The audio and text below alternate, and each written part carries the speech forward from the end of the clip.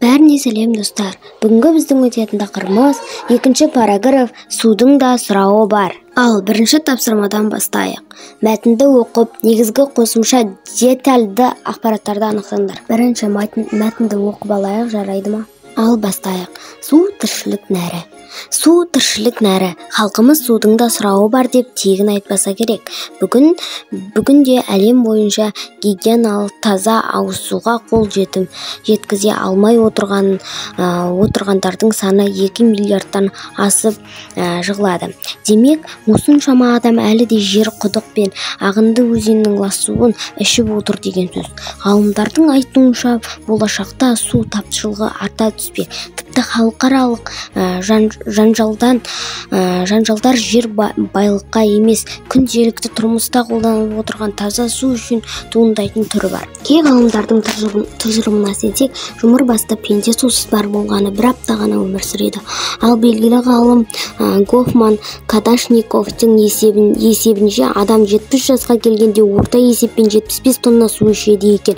Талайдың қолы жетпеген таза суды ысырап етушілер азаймай отыр.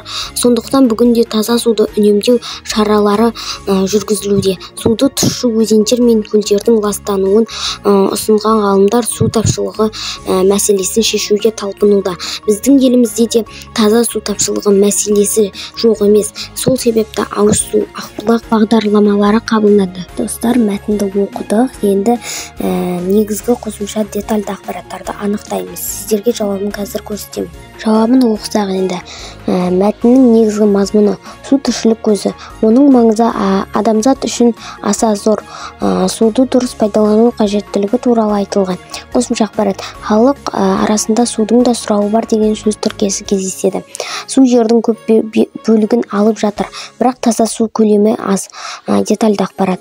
Адамзат таза суды үнемді пайдаланып, оны қорғауы қажет. Суды үнемдемесек, келешек ұрпақ су тапшылығын сезуі мүмкін. Жауабы осы. Енді астындағы сұрақтарын оқып жауаптарын айтайық. Бірінші сұрақ. Судың да сұрауы бар деген мәтел не себепті айтылған? Екінші сұрақ. Жер шарының 70% су алып жатқанына қарамастан неліктен 2 миллиард адам су тапшылығын көруде? Үшінші сұрақ. Ауыз су ақбұлақ бағдарламаларының мақсаты не деп ойлайсыздар? Ал енді мен сіздерге оның жауаптарын айтатын боламын. Бірінші сұрақтың жауабы. Мәтел суды үнемді пайдалану қажеттілігін көрсетеді.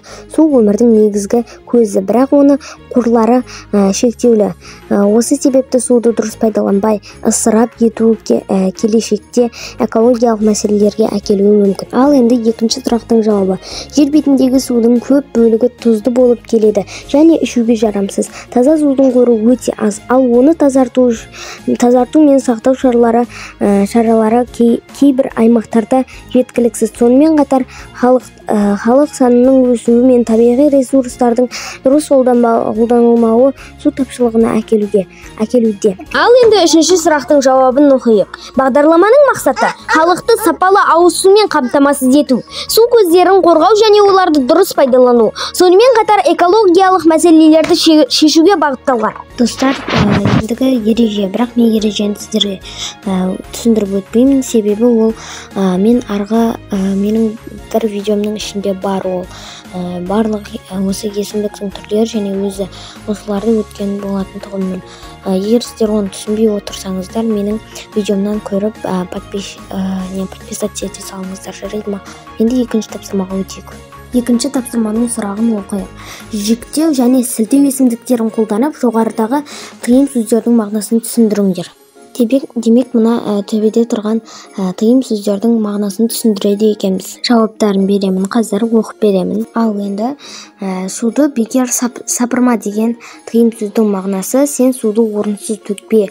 Бұл ысырапқа жатады. Ал екінші тыйым сөздің мағынасы суық бетін түнде ашып қойма дейді. Судың бетін дегенім. Ол зиян келтіруі мүмкін, себебі түнде суға шаң-тозаң немесе жәндіктер түседі да. Ал үшінші тыйым сөздің мағынасы түнде көлден су алма деген сөздің мағынасы бұл қауіпті, сен өзіңді қауіпке тігесің деген.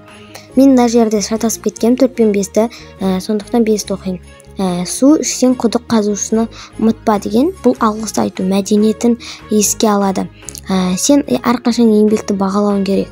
Енді 4-ші. Себебі мен шатасып кеттім деп айттым ғой. Суға дәрет сындырма деген сөздің мағынасы бұл тыйым судың тазалығын сақтауға бағытталған. Сен табиғаттың бір бөлшегі ретінде оны ластамауың керек. Ол тіршілік көзі болғандықтан оны құрметтеу әр адамның міндеті. Енді 3-ші тапсырма. 3-ші тапсырмада былай деп айтылыпты. Берілген сөздердің баламасын тауып түсіндіріңдер. Тапшылық көру, ысырап ету, ысырапсыз жұмсау. Ал енді сіздерге жауабын айтам. Тапшылық көру деген сөздің баламасы қажеттілікті сезіну, жетіспеушілік, ал ысырап ету босқа жұмсау, қажеттіліктен артық қолдану, ал ысырапсыз жұмсау, үнемдеу, қажеттілікке сай ғана пайдалану. Ал енді 4-ші тапсырмаға өтейік. 4-ші тапсырмада былай депті.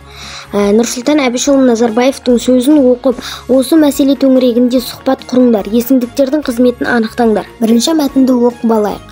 Әр мемлекеттің ең басты құндылығы оның халқы. Сондықтан халық денсаулығы үнемі мемлекеттің қамқорлығында болуы тиіс. Дені сау ұлт қана ұлы істер мен лайықты әрекеттерге қабілетті. Біздің мемлекетіміздің стратегиялық міндеттерін шешуде тұрғындарды ауыз су мен сапалы қамтамасыз ету мәселесі ерекше орын алады. Себебі халық денсаулығын тұтынатын судың сапасына байланысты осы мәселені шешу барлығы үшін маңызды және алдыңғы қатарлы міндеттердің бірі болып қалуда. Ал енді жауабына келсек. Сұхбат үлгісі. Сұрақ: неге ауыз судың сапасы маңызды? Жауап: барлық бұл халықтың денсаулығы үшін өте қажет. Дені сау ұлттың келешегі зор болады. Есімдіктердің қызметі бұл сілтеу есімдігі назар аудартуды білдіреді. Халықтың және ұлттың меншікті қатынасты білдіру үшін қолданылған. Енді 5-ші тапсырмаға өтейік. 5-ші тапсырмада былай депті. 2 топқа бөлініп берілген пікірлерді дәлелдеңдер, шынайы өмірмен байланыстырыңдар. Жауабына келсек былай депті. Біздің елімізде ауыз су тапшылығы бар дегенге дәлел. Кейбір ауыл аймақтарда таза ауыз су жетіспейді. Су тасымалдау қажет. Ал 2-ші, біздің елімізде ауыз су қоры жеткілікті дегенге дәлел. Қазақстанның өзен көлдері мен су қоймалары халықты қамтамасыз етеді, бірақ дұрыс пайдалану маңызды. Пайдалану дегенім. Кешіріңіздер, дұрыс айта алмай қалсам. Ал енді 6-ші тапсырма. Баспасөзінен, ғаламтор желісінен ауыз су ақбұлақ бағдарламалары туралы мәліметтер тауып, есімдіктерді қатыстырып, ресми стильде шағын баяндама жасаңдар. Жауабы: ауыз су мен ақбұлақ бағдарламалары еліміздегі су тапшылығын шешуге бағытталған.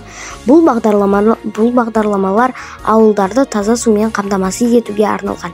Олар халықтың денсаулығы мен өмір сапасын жақсартуға үлес қосады. Осы бағдарламалар арқылы біз экологиялық мәселелердің алдын аламыз. Достар, сіздерге айтқандарым түсінікті болды деп ойлаймын. Маған 1000 подписчикке жеткізіп тастау керек. Десе жеткізіп тастайық. Осымен аяқталды. Сау болыңыздар.